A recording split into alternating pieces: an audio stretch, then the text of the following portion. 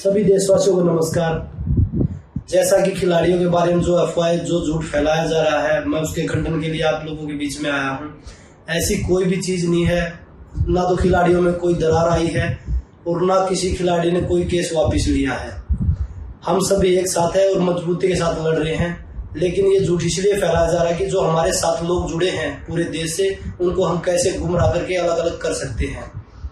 जैसे दिल्ली पुलिस ने और एक न्यूज एजेंसी है ANI, उन्होंने जो अफवाह फैलाई ट्वीट करके कि कोई पुख्ता सबूत नहीं मिला इसलिए केस को बंद कर रहे हैं, तो वो सिर्फ अफवाहें हैं। उन्होंने वो ट्वीट बाद में डिलीट भी कर दिए।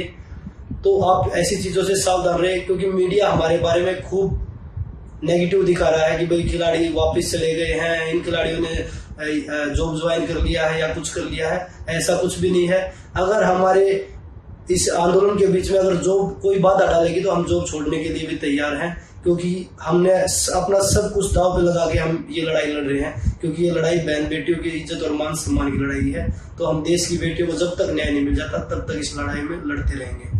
नमस्कार। सभी देशवासियों को नमस्कार। जैसा कि खिलाड़ियों के बारे में जो अफवाह जो झूठ फैलाया जा रहा है, मैं उसके खंडन के लिए आप लोगों के बीच में आया हूं। ऐसी कोई भी चीज नहीं है, ना तो खिलाड़ियों में कोई दरार आई है और ना किसी खिलाड़ी ने कोई केस वापस लिया है। हम सभी एक साथ हैं और मजबूती के साथ लड़ रहे हैं। लेकिन ये झूठ इसलिए फैलाया जा रहा है कि जो हमारे साथ लोग जुड़े हैं पूरे देश से, उनको हम कैसे गुमराह करके अलग अलग कर सकते हैं। जैसे दिल्ली पुलिस ने और एक न्यूज एजेंसी है ANI, उन्होंने जो अफवाह फैलाई ट्वीट करके कि कोई पुख्ता सबूत नहीं मिला इसलिए केस को बंद कर रहे हैं, तो वो सिर्फ अफवाहें हैं। उन्होंने वो ट्वीट बाद में डिलीट भी कर दिए। तो आप ऐसी चीजों से सावधान रहे, क्योंकि मीडिया हमारे बारे में खूब नेगेटिव दिखा रहा है कि भाई खिलाड़ी वापस चले गए हैं, इन खिलाड़ियों ने जॉब ज्वाइन कर लिया है या कुछ कर लिया है। ऐसा कुछ भी नहीं है।